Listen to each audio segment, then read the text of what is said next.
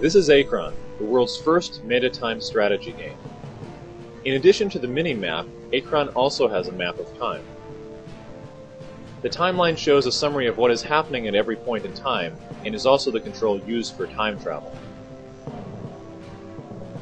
Jumping back to 30 seconds ago, I will use this mech to build a chronoporter gate.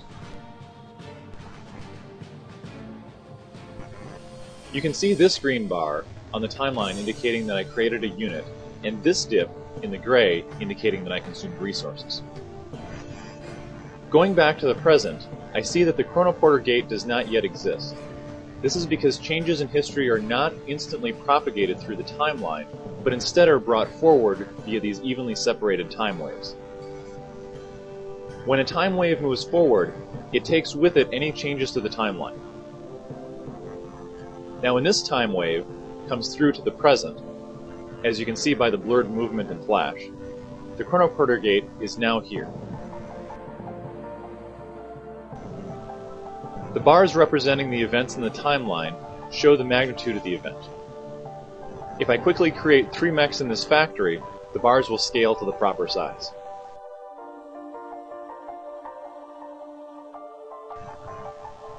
If I travel further back in time, the sepia tone gets stronger. The line of my team color, which is currently light blue, indicates my current time position. The red line indicates when my opponent is. I can also change the rate at which I move through time. As you can see, the mechs walk twice as fast. This allows me to cover more of the timeline in a short amount of time. I can also slow my progress considerably to issue more precise commands. The player's ability to change the past is limited by the available chrono energy, shown by this bar. When a player goes to the past, issuing a command to the unit consumes some of the chrono energy. The further in the past the player is, the more chrono energy a single command consumes. Chrono energy regenerates quickly when the player is in the present. When a unit is near a chronoporter, it may travel through time. I will now take these newly made mechs and send them back 2 minutes in time to before when they were created. I am now back in time and have these extra mechs from the future. We'll attack the enemy with this large group. I can set them to all follow one commander so that I can control them all from this one unit. The animated lines indicate which unit reports to which, and a blue star under the unit indicates that it is currently a top-level commander of the hierarchy.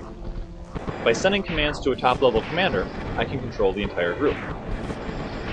As the battle progresses in the past, I can return to the present, make more units, and continue to play there. Since I attacked my opponent in the past, and the time waves have not yet propagated the results of this battle to the present, my units are still here in the present. During a battle, damage received is shown in red on the timeline, while the damage I dealt out is shown in blue. The flashing red indicates that I was not there to witness the damage I received. I can jump back to any point in the battle to witness or change the outcome myself.